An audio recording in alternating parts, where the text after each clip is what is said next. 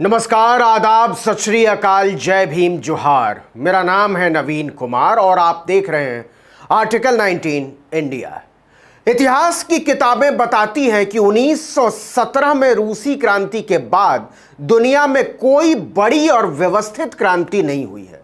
बनारस के घाट पर बैठने वाले किसी ज्योतिषी ने उसी के बाद भविष्यवाणी कर दी थी कि आज से कोई 70 साल बाद धरती के पश्चिमी हिस्से में पंडित मार्क जुकरबर्ग नाम के व्यक्ति का उदय होगा। कालांतर में वो फेसबुक नाम की एक कुंडली का आविष्कार करेगा।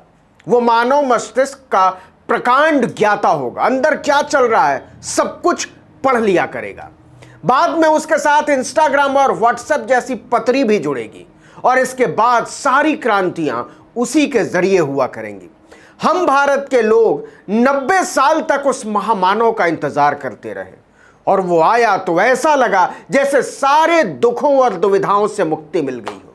बड़े बड़े क्रांतिकारियों और सिद्ध पुरुषों ने उसकी शरण में पनाह ली, दंडवत होते गए, प्रभु तुम्हारी लीला अपरंपार। लेकिन उन क्रांतिकारियों और सिद्ध पुरुषों को अब बहुत बड़ा सदमा लगा है, क्योंकि जिस पंडित जुकरबर्ग के भरोसे वो क्रांति को रोके बैठे थे उसके बारे में कहा जा रहा है कि वो तो संघी है। जी हां, संघी, राष्ट्रीय स्वयंसेवक संघ का अनुशासित स्वयंसेवक, वही संघ जिसका महान रक्त नरेंद्र मोदी की कोशिकाओं में प्रवाहित हो रहा है। हंसिए मत, अमेरिकी अखबार न्यूयॉर्क टाइम्स ने फेसबुक की कुंडली खोलकर रख दी है। शीरा फ्रैंकेल और डावे अल्बा ने फेसबुक में काम कर चुकी एक इंजीनियर फ्रांसिस हॉगन के हवाले से जो खबर लिखी है वो दक्षिणपंथी कट्टर राजनीति के चरणों में पंडित जुकरबर्ग के लौट जाने की दास्तान है। बताएंगे कि फ्रांसिस हॉगन का फेसबुक में काम क्या था, लेकिन पहले उन्होंने कहा क्या है। न्यूयॉर्क टाइम्स को हॉगन ने सैकड़ों पन्नों के दस्तावेजों के आधार पर बताया है कि कैसे फेसबुक के साथ मिलकर भारत की सत्ताधारी पार्टी से जुड़े फर्जी खाते लोकसभा चुनावों में कहर बरपा रहे थे। गलत तथ्यों के जरिए मुसलमानों को बदनाम करने की साजिश रची गई, फर्जी इतिहास के जरिए उन पर हमले बोले गए और करोड़ों लोगों के मोबाइल में घुसकर विरोधी दलों को ठिकाने लगाने का कारोबार किया गया। फेसबुक की एक internal report India election case study के मुताबिक भारत में आम चुनाव शुरू होने के केवल 2 महीने बाद मुसलमानों और विरोधियों को लेकर गलत सूचना और अभद्र भाषा की नदी बह चली थी। यह ऐसा चलन था जो मतदाताओं को बहुत गहरे तक प्रभावित कर रहा था, लेकिन फेसबुक ने जानबूझकर इसे होने दिया, क्योंकि इसके पीछे संघ की विचारधारा को आगे ले जाने वाले लोग थे और मार्क जुकरबर्ग को लगता था कि उनके फर्जीवाड़े के खिलाफ जाने का मतलब धंधा चौपट करना होगा। आपको लगता होगा कि फेसबुक की एक वैश्विक पॉलिसी है जिसके आधार पर वो असामाजिक, भ्रामक और फर्जी प्रोफाइलों, समूहों और पेज पर कार्रवाई करता है, लेकिन हॉगन ने बताया है कि ऐसा बिल्कुल नहीं है। जब बात मुसलमानों के विरोध की आती है तो फेसबुक राष्ट्रीय स्वयंसेवक संघ के एजेंट की तरह काम करता है और यह बात कोई हम नहीं कह रहे हैं, फेसबुक के भीतर के लोगों ने लिखत पढ़त में कही है। फेसबुक की सील के साथ adversarial harmful network Indian case study नाम की एक दूसरी इंटरनल रिपोर्ट में फेसबुक के अपने रिसर्चर्स ने लिखा था कि फेसबुक के ग्रुप और पेजेस भड़काऊ और मुस्लिम विरोधी सामग्री से भरे पड़े थे। न्यूयॉर्क टाइम्स के मुताबिक फेसबुक की अपनी रिपोर्ट में कहा गया है कि मुसलमानों की तुलना सुअर और कुत्तों से करने वाले कई अमानवीय पोस्ट्स थे। कई पोस्ट में तो कुरान के हवाले से निहायत फर्जी और बकवास बातें की गई थी और फेसबुक हाथ पर हाथ धरे बैठा था।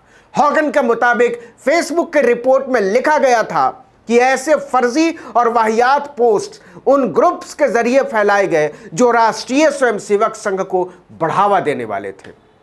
कई पोस्ट में खुलेआम लोगों को भड़काया गया था कि भारत से मुसलमानों को भगा देना चाहिए और मुस्लिम जनसंख्या नियंत्रण कानून बनाया जाना चाहिए उनकी आबादी पर लगाम कसने के लिए।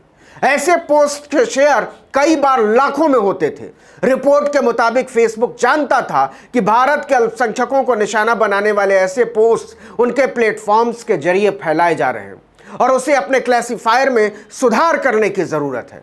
क्लासिफायर एक ऐसी तकनीक है जिसमें कुछ शब्दों को डाल दिया जाता है और इसके बाद भड़काऊ, हिंसक या फर्जी जानकारी देने वाले पोस्ट की पहचान करके उसे हटाया जाता है ऑटोमेटिक तरीके से, मतलब स्वचालित तरीके से यह काम होता है।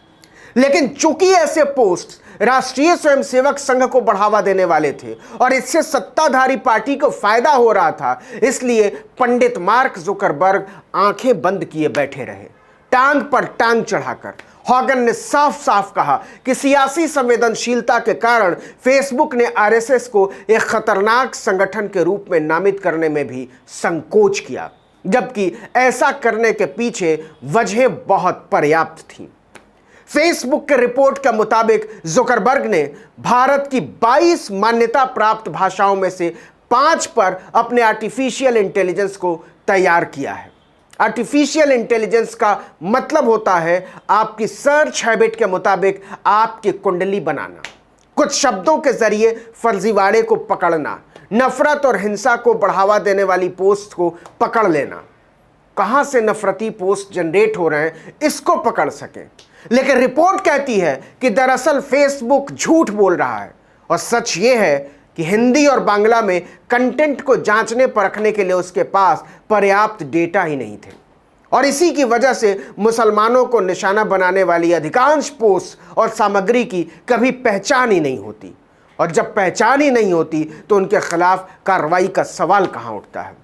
इसका मतलब यह हुआ कि फेसबुक भारत के लोकतंत्र, संवैधानिक व्यवस्था और भाईचारे को भाड़ में झोंकने वाला एक ऐसा टूल बन चुका है जो सिर्फ आरएसएस और बीजेपी की भाषा समझता है, और इसके लिए खुलेआम उसके प्लेटफॉर्म से मुसलमानों पर निशाना बनाया जाता है, उनके लिए घटिया शब्दों का इस्तेमाल किया जाता है और धर्म ग्रंथों तक से फर्जीवाड़ा किया जाता है।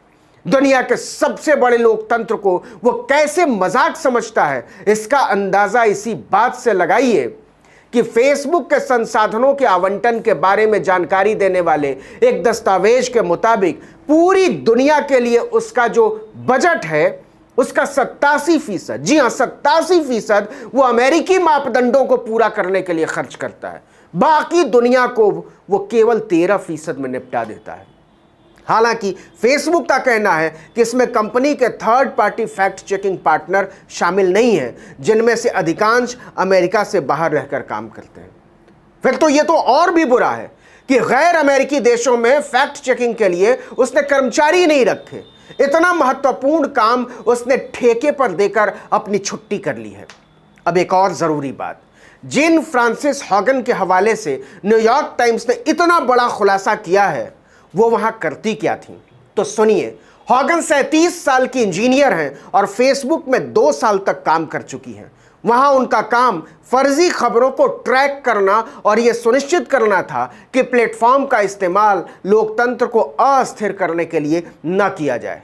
इसी वजह से फेसबुक के इंटरनल रिपोर्ट्स तक उनकी सीधी पहुंच थी। तो फेसबुक पर पेज और ग्रुप बनाकर क्रांति करने का सपना देख रहे लोगों को अगर लगता है कि वो इससे सोए हुए देश को जगा देंगे तो गलत सोच रहे हैं। न्यूयॉर्क टाइम्स के रिपोर्ट और फेसबुक के अपने कर्मचारी चीख चीख कर कह रहे हैं कि मार्क जुकरबर्ग संघ की कठपुतली की तरह काम कर रहे हैं। आप समझने को तैयार हो या नहीं? इस वीडियो में इतना ही, लेकिन अगर आपने आर्टिकल 19 इंडिया को अब तक सब्सक्राइब नहीं किया तो फौरन कर लीजिए। बेल आइकॉन दबाइए, घंटी जैसी आकृति, लाइक कीजिए और कमेंट करके बताइए हमारा वीडियो आपको कैसा लगा और आने वाले दिनों में आप हमसे किस तरह की वीडियो की उम्मीद करते हैं। नमस्कार।